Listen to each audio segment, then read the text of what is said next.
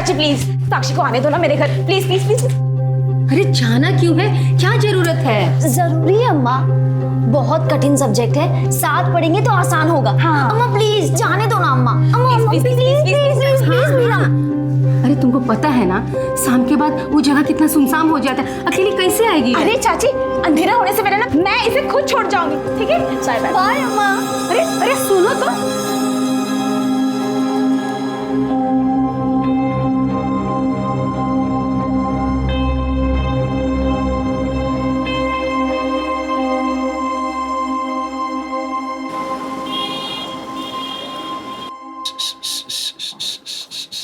अम्मा आ गई? साक्षी, साक्षी बेटा। अरे अम्मा अभी तक नहीं आई। आई नहीं मतलब? अरे हमको तो बोली थी कि आ जाएगी, काहे नहीं आई हो अभी तक? अरे हम तुमसे कुछ पूछ रहे हैं, जब देखो तब फोन में लगे रहते हो। अरे अम्मा इतना हल्ला क्या कर रही हो तुम? रश्मि के वहां गई है ना, वो आ जाएगी। अब फोन दो हमारा। जब देखो तब राई का पहाड़ बना देती हो, पता नहीं क्यों। बाहर गई, आ जाएगी, बोला ना एक बार।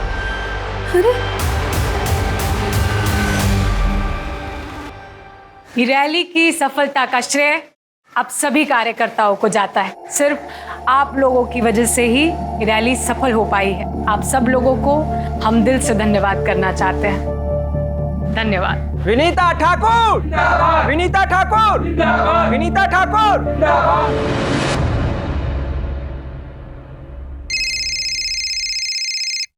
आशा, अच्छा हुआ तुम्हारा फोन आया, हम तुम्हें ही फोन कर रहे थे। अच्छा, रश्मि आई है क्या वहां पे? हाँ, अरे ये पूछिए तो हम तुमको फोन किए कि साक्षी तुम्हारे घर से निकली है का?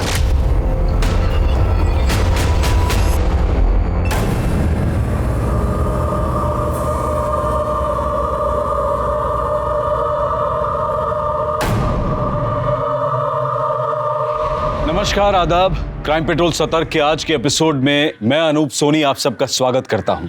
किसी भी इंसान को किसी की भी जान लेने का अधिकार नहीं है, यह अपराध है। और मरने वाला चाहे किसी भी देश, धर्म या जाति का हो, एक आदरपूर्ण अंतिम संस्कार सबका हक है। और शायद ऐसा लगता है कि लोगों ने अपने विवेक, अपनी अंतरात्मा की आवाज को सुनना बंद कर दिया है। और शायद इसीलिए ऐसे केसेस देखकर यह लगता है कि अब इंसान के ईमान और उसकी जान की कीमत कुछ भी नहीं रही। इस कत्ल का मकसद क्या है? बदला, ऑनर किलिंग, प्यार में नाकामी या फिर कोई कुंठित वासना? आप दोनों की बेटी साक्षी और रश्मि बेस्ट फ्रेंड है और दोनों गायब है। जी। आप लोगों ने आखिरी बार उन्हें कब देखा था? साहब, सुबह 9:30 बजे जब हम डिस्पेंसरी जा रहे थे ना, तब इनकी लड़की रश्मि हमारे घर आई थी। चाची प्लीज साक्षी को आने दो ना मेरे घर, प्लीज प्लीज प्लीज। अरे जाना क्यों है, क्या जरूरत है? जरूरी है अम्मा, बहुत कठिन सब्जेक्ट है, साथ पढ़ेंगे तो आसान होगा। हाँ। अम्मा प्लीज जाने दो ना अम्मा। अंधेरा होने से पहले ना मैं इसे खुद छोड़ जाऊंगी, ठीक है? Bye bye. बाय अम्मा। अरे अरे सुनो तो। रश्मि और साक्षी आपके घर कितने बजे पहुंची थी? वो तो पता नहीं। हम हमारी पार्टी की अध्यक्षा है और आज पार्टी की रैली थी, हम पूरा दिन उसी में बिजी थे। शाम को जब 6:30 बजे घर आए तो पता चला दोनों में से कोई भी लड़की नहीं थी। आशा से जब फोन पर बात हुई तो पता चला कि दोनों लड़कियां गायब हैं। हमने उनका फोन भी ट्राई किया पर उनका फोन बंद आ रहा है। हमने बहुत जगह ढूंढा उन दोनों को, पर हमको कहीं नहीं मिली। पता नहीं कहाँ हो गए दोनों बच्चियाँ। देखिए, अगर आप दोनों को बुरा ना लगे तो हम ये जानना चाहते हैं कि कहीं ऐसा तो नहीं इनके पीछे कोई बॉयफ्रेंड का एंगल हो या?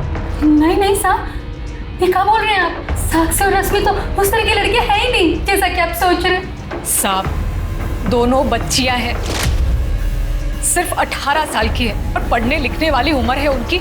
अपने एग्जाम की तैयारी कर रही थी। उनका पूरा ध्यान जो है वो पढ़ाई लिखाई में था, ना कि इन सब फालतू बातों में।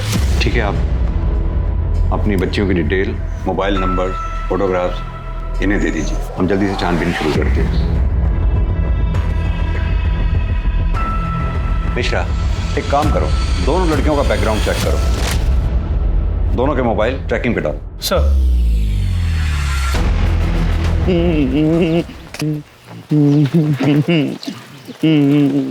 अरे चाचा, मेरी ना शादी है, आप भी आना। इधर आ। मैं ना तुम दोनों के पास ही आने वाला था। मैं ये टॉफी देना थी तुमको, ये लो। मेरी ना शादी है, आना। अबे ऐसी कौन सी लड़की है रे जो तेरे से भोंदू से शादी करेगी? भोंदू मत बोलो। हाँ तो वापस टॉफी, तुम भी तो मत आना शादी में, मैं नहीं बुलाऊंगा तुमको। धीरज, क्या हुआ? बारिश में क्यों खड़ा है? ये दोनों मुझे भोंदू बोल रहे थे। हाँ, मेरी ना शादी होने वाली है आज परी से।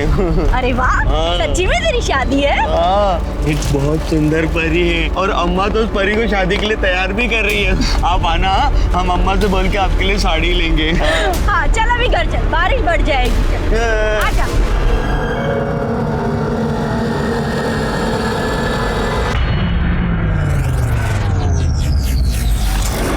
नितिन की बेटी रश्मि और वो डिस्पेंसरी वाली आशा का बेटा सचिन, दोनों का चक्कर चल रहा है। और ये बात मैं क्या, पूरा मोहल्ला जानता है। और उन दोनों ने तो बेशर्मी की सारी हदें पार कर दी है और सड़क पर एक दूसरे के साथ छेड़ाछाड़ी करते फिरते। साक्षी के साथ किसका चक्कर है वो तो नहीं मालूम, पर घंटों किसी के साथ फोन में बातें करती रहती सर। अब उस दिन तो आइसक्रीम भी खा रही थी किसी के साथ, और एक दिन शर्मा के लाल गुलाब लेके आ गई। अब बताइए इसका क्या मतलब हुआ?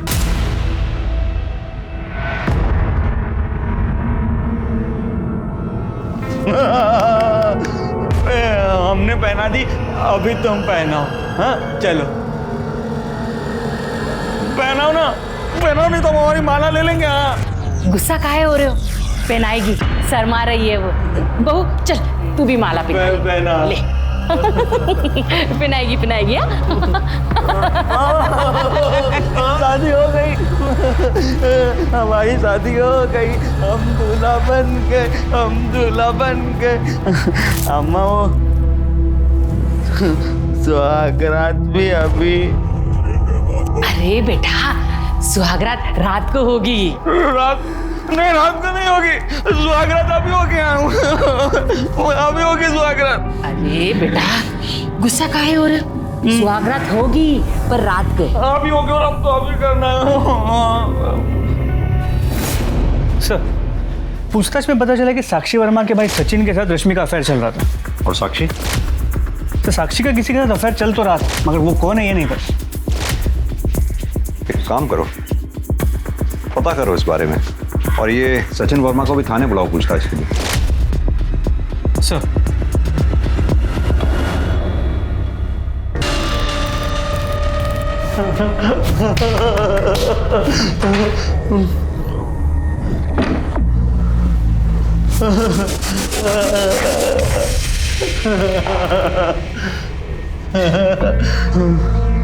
तुमको पता है सुहागरात में क्या होता है?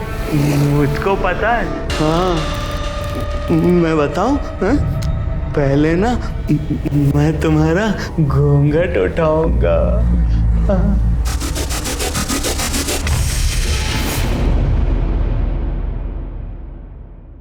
अब मिश्रा, वो विनीता और आशा को रैंसम के लिए कॉल आया क्या? सर अब तक तो नहीं। Sir excuse me. हेलो, कहाँ पर? ठीक है हम बात है।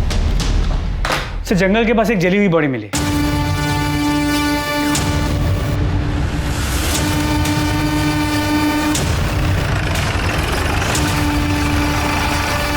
पीछे हो जाओ।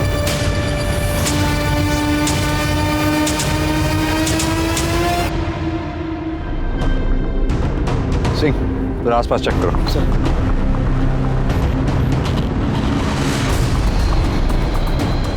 सर बॉडी जितनी जली हुई है पहचान पाना बहुत मुश्किल है। सिर्फ पैरों का एक छोटा सा हिस्सा बचा है, वो भी शायद इसलिए क्योंकि पैरों तक पहुंचने से पहले आग बुझ गई होगी। जाहिर सी बात है कि कातिल नहीं चाहता था कि लाश को कोई पहचाने। आसपास ना कोई आई कार्ड, फोन या पर्स मिला है, और सर कोई मर्डर वेपन भी नहीं मिला। पैरों को देखकर लग रहा है कि लड़की की उम्र को ज़्यादा नहीं रही होगी। मुझे डाउट है कि कहीं ये लाश रश्मि या साक्षी में से किसी की ना हो। एक काम करो, दोनों माओं को बुलाओ लाश को आइडेंटिफाई करने के लिए। सर देखिए बॉडी बुरी तरह जल चुकी है, पहचान पाना मुश्किल है।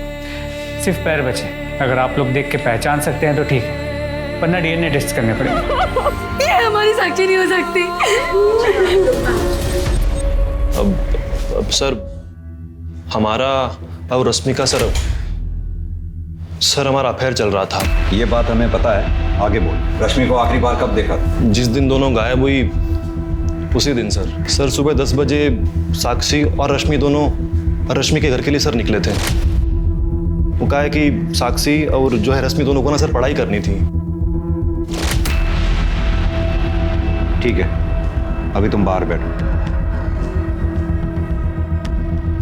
मिश्रा, अर्जुन को बुलाओ। जब हम घर आए साक्षी अकेली पढ़ाई कर रही थी और उसकी तबीयत ठीक नहीं लग रही थी।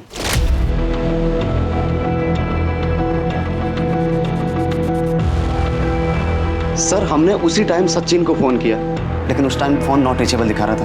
फिर हमें प्रकाश याद आया तो हमने साक्षी का फोन लिया और उसके फोन से उसके बॉयफ्रेंड प्रकाश को कॉल किया। उसके बाद हमने और प्रकाश ने जैसे तैसे करके साक्षी को ऑटो में बिठाया और वो वहां से ले चला गया। फिर उसके बाद मैंने कभी साक्षी को देखा ही नहीं। सर हमें उस दिन अर्जुन का फोन क्यों नहीं लगा ये तो हम नहीं जानते हैं। प्रकाश को तुम पहले से जानते थे? नहीं सर। ठीक है, तुम जा सकते हो। मिश्रा और साक्षी प्रकाश के साथ गई थी। इस प्रकाश को बुलाओ। सर। अम्मा दुआगरात करने दो ना, अम्मा करने दो ना दुआगरात, अम्मा दुआगरात करना है। चुप कर, 2 दिन से वही करे जा रहा है। जा जाकर भर के जा। कट्टी अम्मा वो करने दो दुआगरात।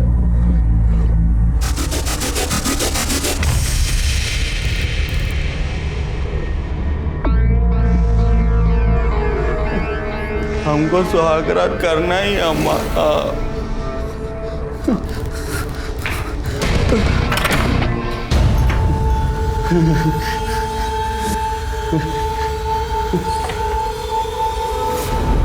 तूने रश्मि के घर से साक्षी को अपने ऑटो में बैठाया, उसे उसके घर छोड़ने के लिए, लेकिन साक्षी अपने घर नहीं पहुंची।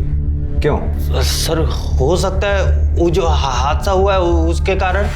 कौन सा हादसा? सर रश्मि के घर से हम 5 किलोमीटर निकले ही थे कि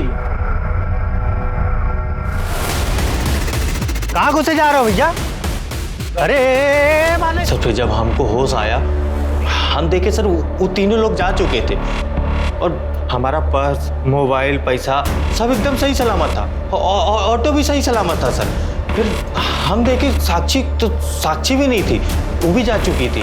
तो हमको लगा कि साक्षी को होश आ गया होगा और वो अपने घर चली गई होगी। तो फिर हम भी घर चले गए सर। साक्षी घर पहुंची नहीं पहुंची, तूने उसकी सूद लेने की कोशिश नहीं की? नहीं सर, ऐसा नहीं है कि हमने कुछ कोशिश नहीं किया।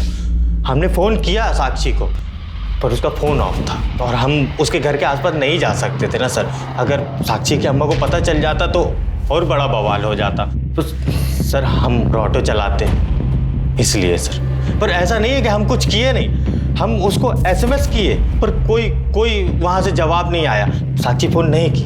तूने बताया कि उन्होंने तेरे ऊपर रॉड से हमला किया, लेकिन मुझे तो कहीं चोट के निशान नजर नहीं आ रहा। सर ऐसा नहीं है कि बहुत बड़ा घाव हुआ था, थोड़ा सूजन आया था पर अभी ठीक है सर। थोड़ा हल्का दर्द होता है बस। चल तेरी बात पर अगर मैं भरोसा कर भी लूं तो कुछ तो तूने नोटिस किया होगा। वो कैसे लोग थे, किस तरह के कपड़े पहने थे, बाइक का कलर क्या था, नंबर प्लेट, कुछ तो नोटिस किया होगा। या तेरी ये याददाश्त भी चली गई उसके साथ? सर कुछ याद नहीं आ रहा है सर। याद दिलाऊं?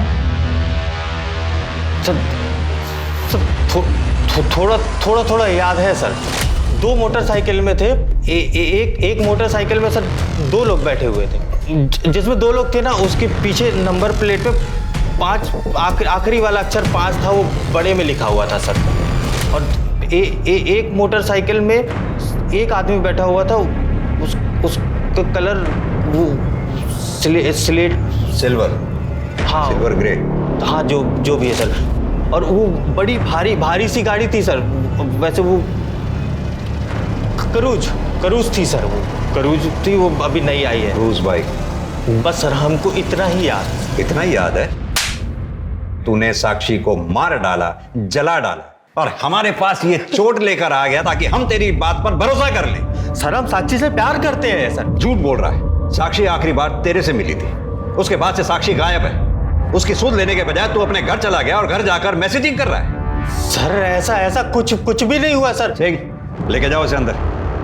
सर हम साक्षी से बहुत प्यार करते हैं सर हम सच बोल रहे हैं सर, हम कुछ नहीं किया सर। मिश्रा, वो तीनों नकाबपोश, सिल्वर ग्रे कलर की बाइक और वो नंबर प्लेट जिसका आखिरी अक्षर 5 है, ब्रॉड लिखा हुआ है, तीनों के बारे में पता करो और इसके call records, mobile location record सब निकलवाओ।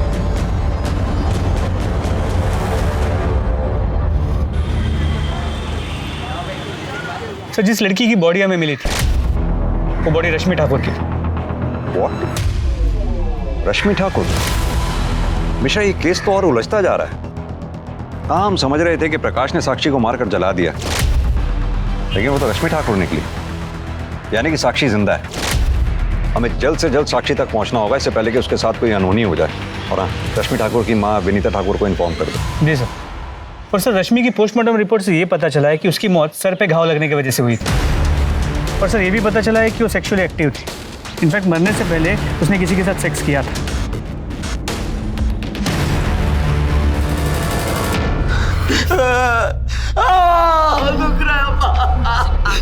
परी बिल्कुल अच्छी नहीं है, देख कितने जोर से काटा है। हम ना उसे अपने घर नहीं रहने देंगे, कहीं भगा देंगे। वो परी कहीं नहीं जाएगी। अगर परी कहीं चली गई तो हम सुहागरात किसके साथ करेंगे? नहीं, परी नहीं जाएगी। नहीं बेटा, ऐसा जिद नहीं करते बेटा। देख कितने जोर से काटा है तुझे। अगर उसने फिर से काटा तो तू क्या करेगा? फिर से रोएगा तू? हाँ बोल ना, फिर से रोएगा? हाँ हम उसको टॉफी लाके देंगे। हाँ, और फिर टॉफी खाएगी तो वो नहीं काटेगी हमको, है ना? हमको पैसे दो, हमको पैसे दो। अरे नहीं बेटा, जिद नहीं करते। हमको टॉफी लाना, हमको टॉफी लाना, पैसे दो आप, पैसे दो। हम भरी के लिए टॉफी लाएंगे, फिर वो नहीं काटेगी हमको। देखना।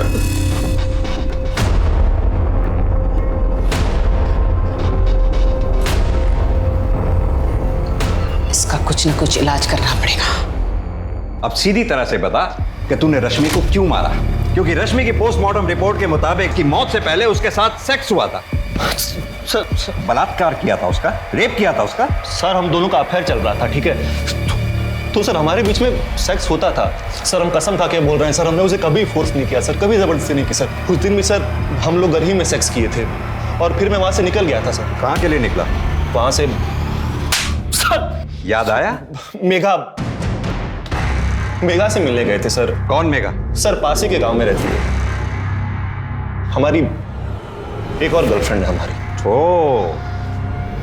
तो मुद्दा ये है क्योंकि रश्मि को जब मेघा के बारे में पता चला, लड़ाई झगड़ा हुआ, उस लड़ाई झगड़े में तूने रश्मि को मार डाला, लाश को ठिकाने लगा दिया। तेरे मोबाइल के लोकेशन रिकॉर्ड के मुताबिक तू उसी एरिया में एक्टिव था जहां से हमें रश्मि की लाश मिली। मेघा के घर का रास्ता भी वहीं से गुजरता है जहां पे आपको रश्मि की लाश मिली थी सर। सही, डालो चलो कब में। देखिए सर,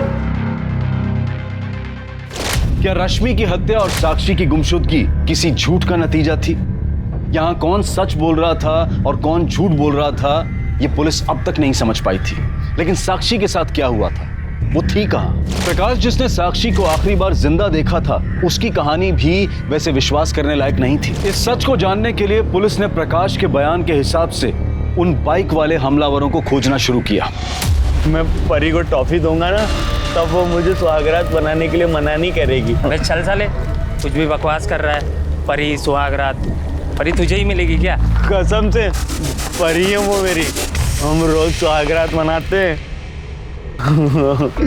वो भी पूरे कपड़े। धीरज, ये क्या बकवास किया जा रहा है? हाँ, और मिलिंद तू या खड़ा रहकर चुपचाप सुन रहा है? बताओ तेरी माँ को। काकी मैंने उससे कुछ पूछा ही नहीं, वो अपने आप ही बक रहा है कुछ भी। धीरज ऐसी गंदी बातें नहीं करते और ऐसे झूठ नहीं बोलते हैं। मैं झूठ नहीं बोल रहा हूँ, सच बोल रहा हूँ। वो पत्नी है मेरी, मैं रोज सुहागरात मनाता हूँ उसके साथ। ये देखो, उसने मुझे काटा। हमने जब अम्मा को कहा ना उसने काटा, तो अम्मा बोली वो गंदी है, उसको भगा देंगे। मैं उसको टॉफी दूंगा, देखना, पर वो ना नहीं कहेगी।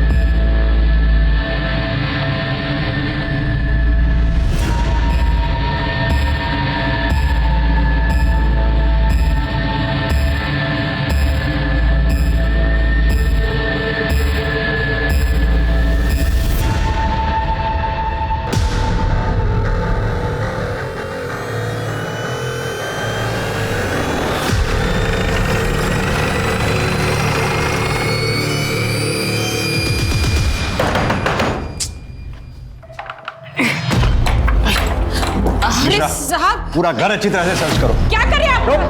साहब क्या हुआ?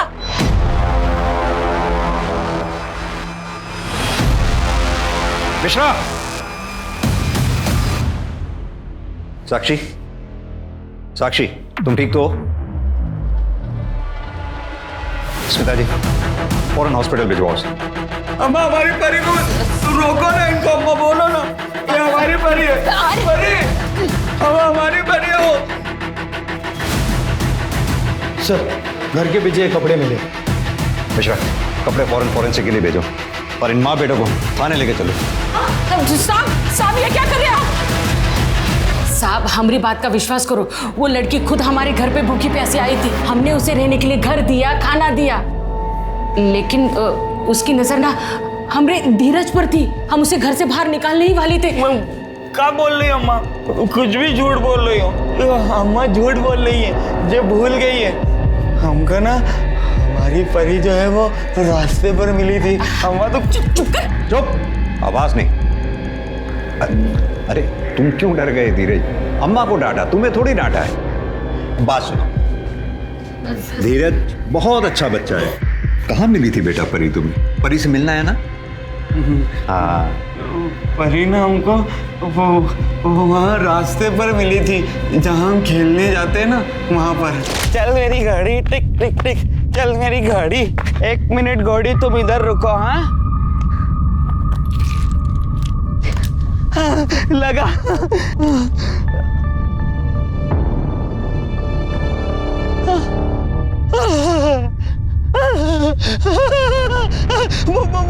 परी, मेरी परी,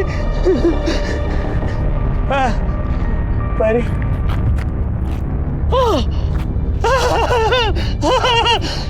ये तुम तो बिल्कुल मेरे सपनों की परी जैसी हो। मुझे पता है तुम मेरे लिए आई हो। मैं तुमसे शादी करूंगा, चलो ना। अम्मा हम परी को लेकर आ रहे हैं। माफ कर दो साहब, गलती हो गई साहब, गलती हो गई साहब।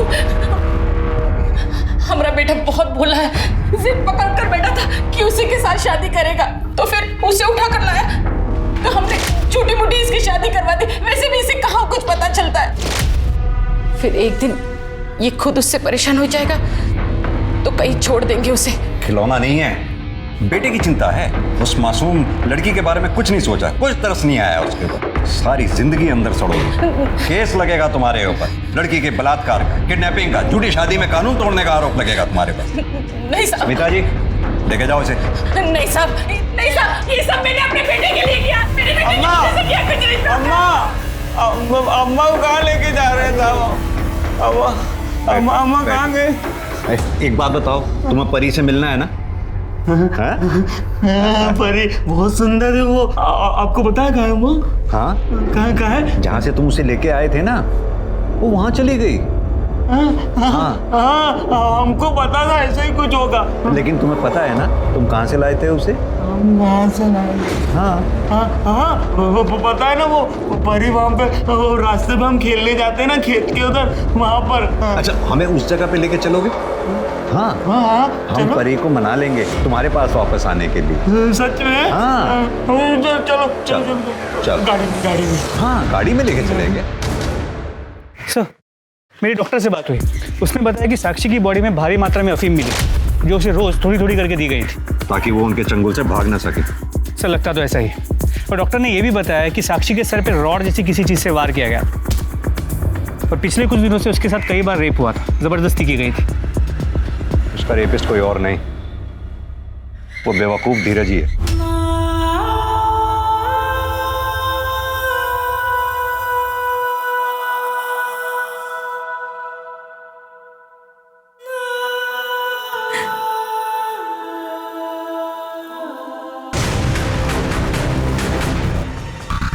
कहाँ है बेटा?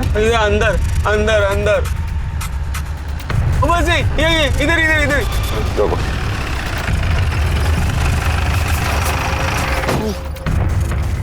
वो मुझे कहाँ मिली थी बेटा?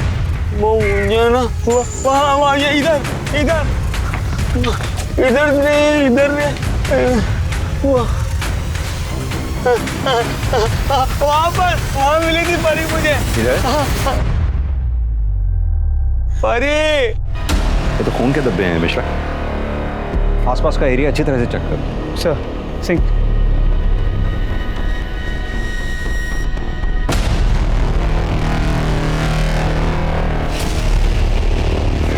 परी मिली मेरी परी। मिल जाएगी बेटा, मिल जाएगी। सर ये रॉड मिला, देखिए खून के धब्बे भी हैं। यानी कि इसी रॉड से साक्षी पे वार किया गया। रॉड को फॉरेंसिक के लिए भेजो। इसमें मिलने वाले फिंगरप्रिंट्स धीरज और प्रकाश के फिंगरप्रिंट से मैच करा के देखो। हो सकता है इन दोनों में से किसी एक का काम हो। और साथ ही ये भी पता करना होगा कि उस दिन रश्मि के घर में क्या हुआ था, या फिर उस दिन ऑटो में क्या हुआ था, जो अभी तक हमें नहीं पता।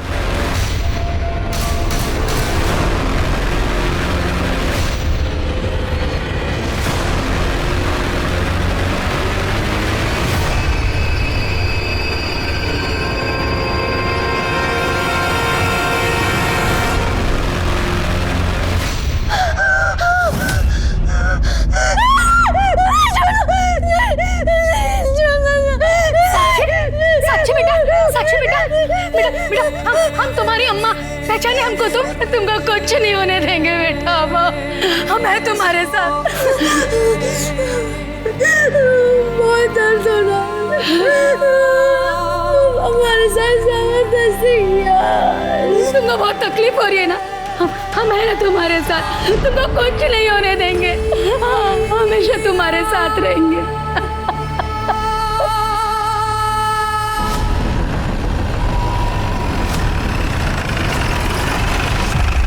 साक्षी, तुम्हें कुछ याद है तुम्हारे साथ ये सब किसने किया था? कौन था वो? याद करने की कोशिश करो, तुम्हारे साथ ये सब किसने किया था? कौन थे वो दरिंदे? नहीं। थोड़ा दिमाग पे जोर डालो।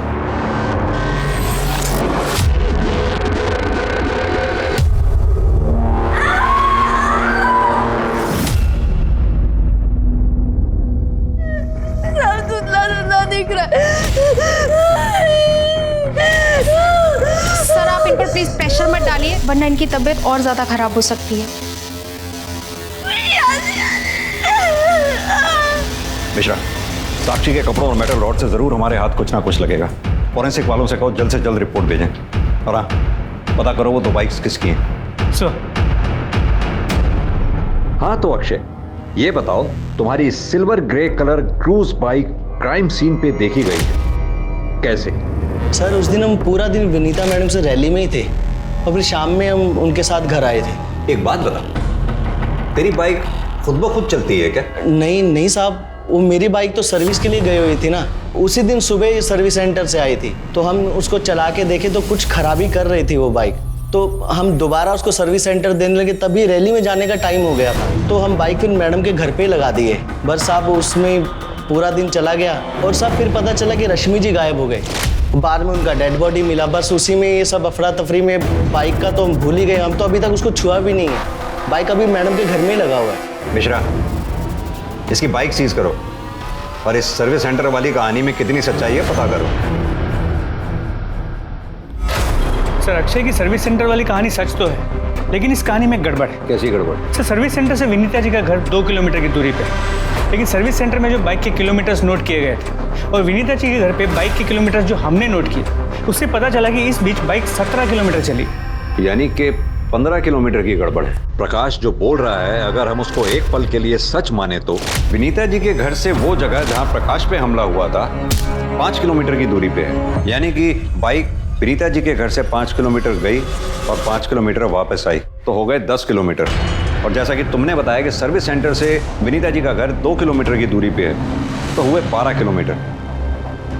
अब कहानी समझनी है 5 किलोमीटर की, कि ये 5 किलोमीटर बाइक किसने चलाई।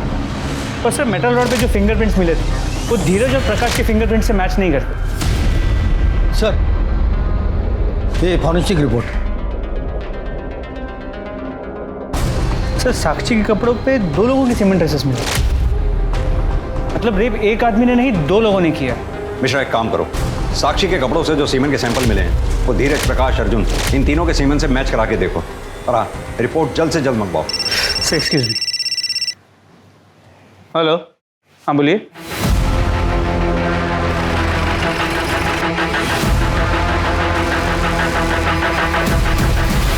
सर देखिए ना, क्या हुआ हमारी साक्षी को? पता नहीं, बेहोशी की हालत में भी बड़बड़ा रही है एक ही बात। रश्मि बचाओ, रश्मि नहीं, रश्मि बचाओ,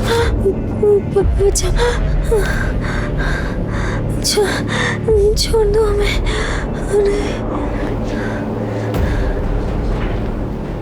क्या मतलब हो सकता है इस बात का? रश्मि बचा लो मुझे। मिश्रा, कहीं ऐसा तो नहीं साक्षी के साथ जब ये सब हो रहा था तो रश्मि वहीं पे थी? साक्षी के बेहोशी में बुदबुदाए शब्द, अक्षय की मोटरसाइकिल की 15 किलोमीटर की गुत्थी और प्रकाश का साक्षी को रश्मि के घर से बेहोशी की हालत में ले जाना। पुलिस ने प्रकाश के बयान को क्रॉस चेक करते हुए 4 ऐसी बाइक्स ढूंढ निकाली जिनके नंबर की आखिरी संख्या 5 थी और जो उस दिन उस वक्त क्राइम सीन से गुजरी थी। 4 में से 3 बाइक्स मिडिल एज्ड व्यक्तियों के नाम पर थी जिनके निर्दोष होने के गवाह और सबूत पक्के थे, लेकिन चौथी बाइक तुषार यादव नाम के एक लड़के की थी। पुलिस ने तुषार यादव के इस केस से जुड़े हर सस्पेक्ट अर्जुन, सचिन और प्रकाश से कनेक्शन ढूंढने की मुहिम तेज कर दी, लेकिन साक्षी के कपड़ों पर मिले सीमेन सैंपल की डीएनए रिपोर्ट ने उनकी उम्मीदों पर पानी फेर दिया। कपड़ों पर मिला सीमेन अर्जुन, प्रकाश और धीरज में से किसी का नहीं था। तो फिर वो 2 लोग कौन थे?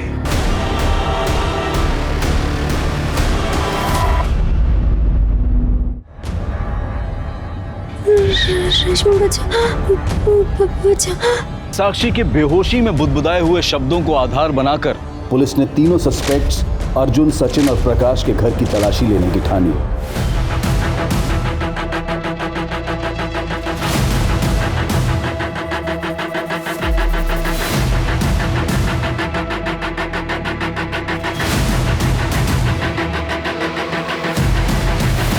सर, एक मिनट यहाँ आइए। सूखे हुए खून के धब्बे। मिश्रा, फॉरेंसिक वालों को फोन करो। सर।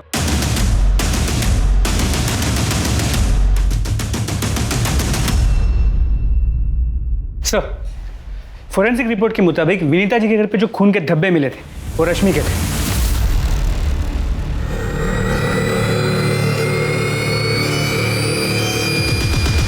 तुम लोगों के fingerprints, call records, mobile location records, blood samples, Sakshi के कपड़ों पे मिले सीमेन सैंपल, यहां तक कि वो रॉड जैसे साक्षी के सर पे वार किया गया था, सब सबूत हैं हमारे पास तुम लोगों को लंबा अंदर करने के लिए। लेकिन फिर भी हम ये जानना चाहते हैं कि तुम लोगों ने ये सब क्यों किया, कैसे किया? सर, हमें नहीं पता आप क्या कहना चाहते हैं और क्या साबित करना चाहते हैं। हम सिर्फ इतना जानते हैं कि हमने कुछ नहीं किया। ये नेता की घर में बोल रही है, पॉलिटिशियन का बेटा है ना, तो लगता है कि इसको सजा ही नहीं होगी। हो भी सकता है, लेकिन ज्यादा लंबा फर्क नहीं पड़ने वाला, सिर्फ 2-4 दिन का ही फर्क पड़ेगा इसमें। लेकिन तुम दोनों बाहर की दुनिया कभी नहीं देख पाओगे, ये पक्का है। हाँ, अगर कबूल कर लो तो हो सकता है मैं तुम्हारी सजा कम करा दूं। साहब, ये सब इस अर्जुन का ही प्लान था। इसने हमको और महेंद्र को फोन करके बोला कि साक्षी के साथ सेक्स करने का लालच दिया इसने साहब हमको। चुप हो जा बे। क्या बकवास कर रहे बे? साहब हम बताते हैं, हम सच बोल रहे हैं साहब। इसने हमको फोन करके बुलाया तो हम अपनी बाइक से तुरंत महेंद्र को लेकर इसके घर गए।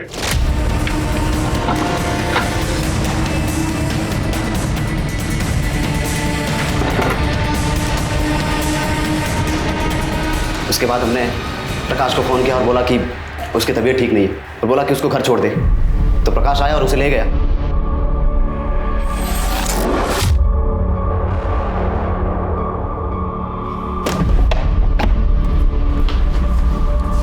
गई क्या? भाई मजा आ गया, लेकिन बहुत आया था यार सच में।